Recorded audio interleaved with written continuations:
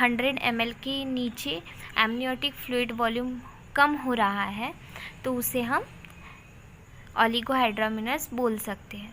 उसके बाद second definition है, the liquor amnii is deficient in amount to the extent of less than 200 ml at term, given by DC Dutta. इसमें क्या होता है, इसमें क्या बताया गया है कि liquor amnii means what, amniotic fluid का अमाउंट जो है वो कम हो जाता है। किससे कितना कम हो जाता है? 200 ml से भी कम हो जाता है, तो उसको हम बोलेंगे ओलिगोहाइड्रामिनस। ठीक है। देन नॉर्मल एमनियोटिक फ्लूइड का अमाउंट कितना है? तो normal amount of amniotic fluid is 1000 to 1300 ml। ठीक है। उसके बाद इटियोलॉजी। इटियोलॉजी मीन्स क्या होता है कि कॉजेस, तो कौन सी चीज़ें हैं जिसकी वजह से ओलिगोहाइड्रामिनस की कंडीशन देखने को मिलती है इन प्रेग्नेंट वुमेन। तो फर्स्ट है फीटल क्रोमोसोमल एनोमलीज। अगर फीटल में कोई भी क्रोमोसोमल एनोमलीज होगी उसकी वजह से ओलिगोहाइड्रामिनस हो सकता है। Then second, intrauterine infection. अगर कोई भी सेल्स का इन्फेक्शन होगा इन यूटेरस या फिर पर्स फॉर्मेशन होगा या अदर कोई इन्फेक्शन होगा उसकी वजह से क्या होता है कि ओलिगोहाइड्रामिनस हो सकता है। Then third, urinary tract malformation. अब यूरिनरी ट्रैक मालफॉर्मेशन का क्या रिलेशन है ओलिगोहाइड्रामिनस से या फिर एमनियोटिक फ्लूइड से?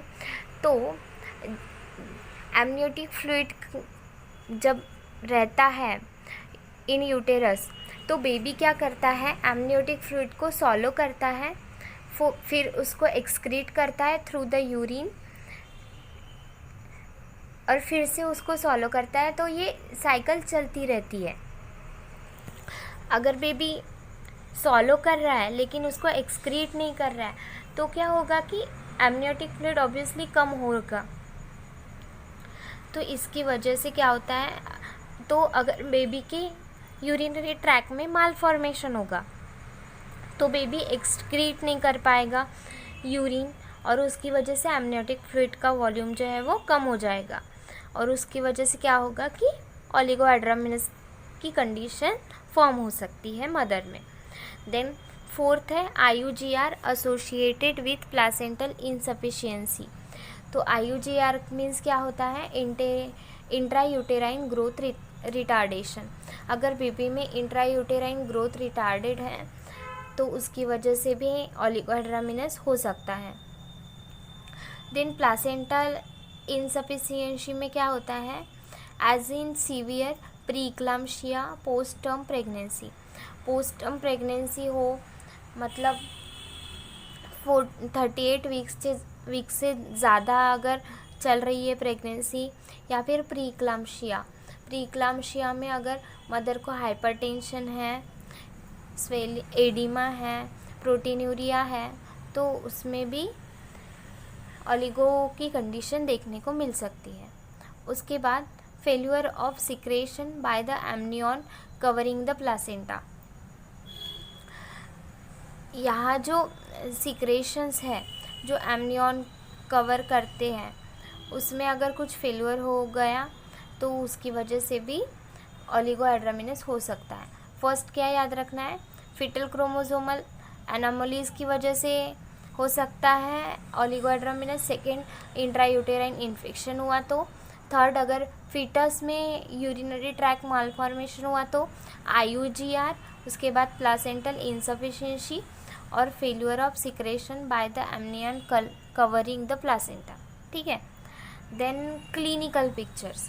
तो साइन एंड सिम्टम्स क्या है जिससे हम पहचान सकते हैं कि मदर में ओलिगोहाइड्रामिनस की कंडीशन है? तो first, uterus is small for the date. जैसे जैसे वीक्स बढ़ते जाते हैं प्रेगनेंसी में वैसे वैसे मदर के यूटेरस का साइज़ भी बढ़ते जाता है।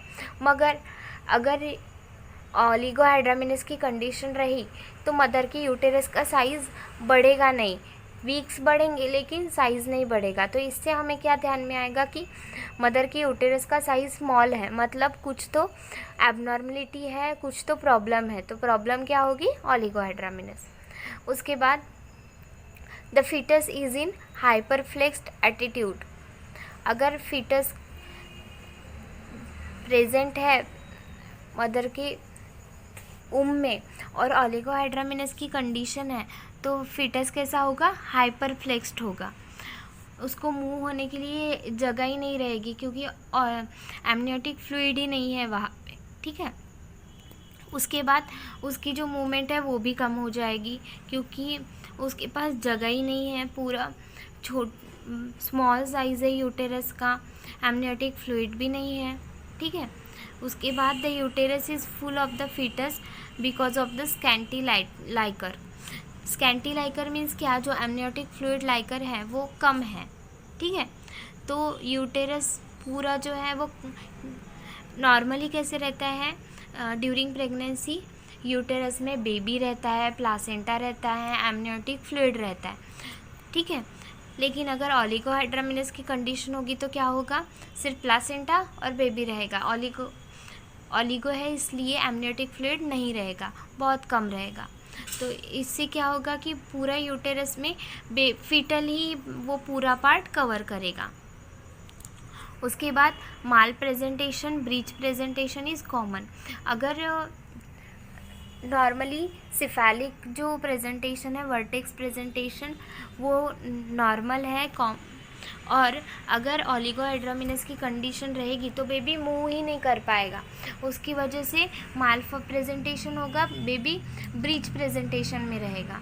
वैसे नॉर्मली बेबी ब्रीच प्रेजेंटेशन में ही रहता है, लेकिन at the term amniotic fluid में वो मूव करते करते जैसे जैसे 9 मंथ कंप्लीट होते आते हैं वो अपने वर्टेक्स पोजीशन में आ जाता है।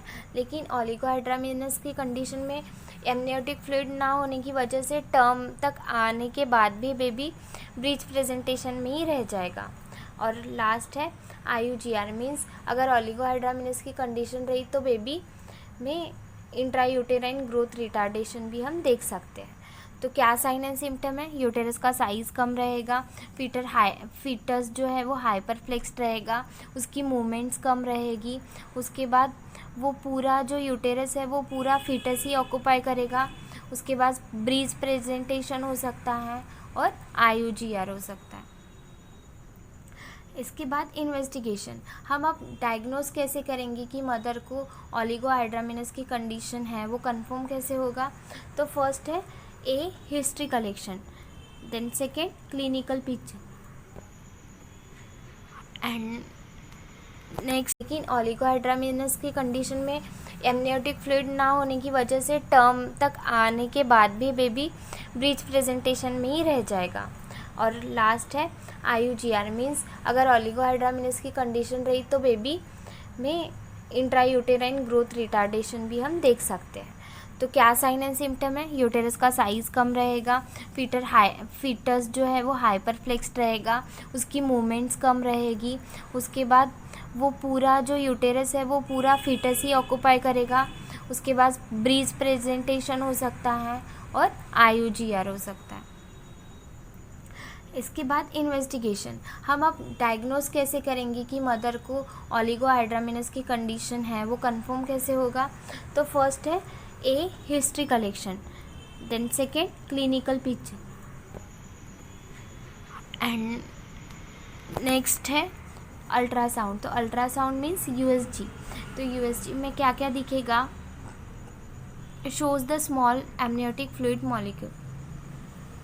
जब हम USG करेंगे तो उसमें एमनियोटिक फ्लूइड मॉलिक्यूल है वो कम दिखाई देंगे। देन नेक्स्ट क्या दिखेगा? It is the important to exclude the congenital anomalies, growth retardation and identifies the fetal presentation.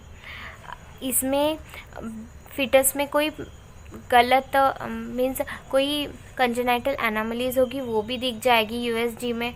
उसके बाद ग्रोथ रिटार्डेशन भी दिखेगा और उसके बाद फीटस का प्रेजेंटेशन भी दिखेगा।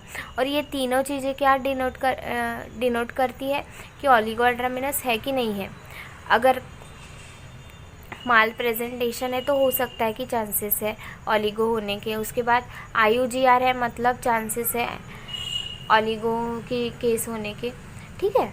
उसके बाद लास्ट में हम क्या देखने वाले हैं USG में, visualisation of the normal filling and emptying of fetal bladder indicate the urinary tract infection abnormalities. अगर नॉर्मल फीलिंग दिख रहा है and emptying of fetal bladder, हम USG में क्या देखते हैं कि बेबी सॉलो कैसे कर रहा है। उसके बाद ब्लैडर एम्प्टी कर रहा है कि नहीं कर रहा है। अगर बेबी ब्लैडर एम्प्टी नहीं कर रहा है मतलब उसमें यूरिनरी ट्रैक एबनॉर्मलिटीज़ है। उसके बाद कॉम्प्लिकेशंस क्या है, तो ओलिगोहाइड्रामिनस के बहुत सारे कॉम्प्लिकेशंस हैं, वो सेपरेटली मदर में भी दिखते हैं और फिटस में भी दिखते हैं। तो फर्स्टली हम फिटस में देखेंगे कि कौन से कॉम्प्लिकेशंस हो सकते हैं ओलिगोहाइड्रामिनस की वजह से। तो फर्स्ट है pulmonary hypoplasia as the amniotic fluid is essential for the lungs distension. तो पल्मोनरी हाइपोप्लासिया मीन्स क्या होता है, पल्मोनरी मीन्स लंग्स, ठीक है। उसके बाद हाइपोप्लासिया मीन्स क्या होता है, जो लंग्स के टिश्यू है वो अच्छे से फॉर्म नहीं होते, डेवलपमेंट जो है वो इनकम्प्लीट रह जाता है लंग्स के टिश्यू का, ठीक है। उसके बाद अबॉर्शन होने के चांसेस रहते हैं। Then abortion fetal development due to the compression of uterine wall and adherent fetal part. It include the alternation in shape of skull, club feet, amputation of limb, abnormal presentation. तो क्या हो सकता है, अगर ओलिगोहाइड्रामिनस है, amniotic fluid का volume कम है, तो फिटस की जो हेड स्कल का शेप है उसमें चेंजेस आ सकते हैं। उसके बाद फीट क्लब हो सकते हैं। क्लब फीट मीन्स क्या होता है, इसके बहुत सारे टाइप है वैसे तो, लेकिन ये कंजेनाइटल डिसऑर्डर है जो बेबीज़ में दिखता है। इसमें जो बेबी के फीट्स है वो ट्विस्टेड रहते हैं, ठीक है। और उसके बाद एम्पुटेशन ऑफ द लिम्ब, पूरे लिम्ब फॉर्म नहीं होगी अच्छे से और मूवमेंट नहीं होगी अच्छे से। उसके बाद एबनॉर्मल प्रेजेंटेशन, नॉर्मल प्रेजेंटेशन के सिवाय कुछ अलग प्रेजेंटेशन दिखेगा फिटस में, जैसे कॉमन है ब्रिज प्रेजेंटेशन। उसके बाद कॉर्ड कंप्रेशन, फिटस की जो कॉर्ड है वो भी कंप्रेस हो जाएगी, उसकी वजह से फिटस तक अच्छे से न्यूट्रिशन नहीं पहुँचेगा। उसके बाद हाई फीटल मॉर्टेलिटी, ओलिगो में क्या है कि फीटल मॉर्टेलिटी के चांसेस ज़्यादा हैं।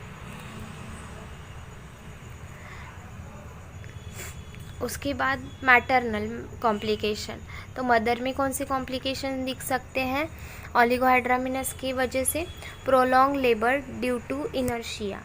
प्रोलॉन्ग लेबर मीन्स क्या होता है कि लेबर जो है उसका जो नॉर्मल टाइम है उससे ज़्यादा समय लेता है, उसको बोलते हैं प्रोलॉन्ग लेबर।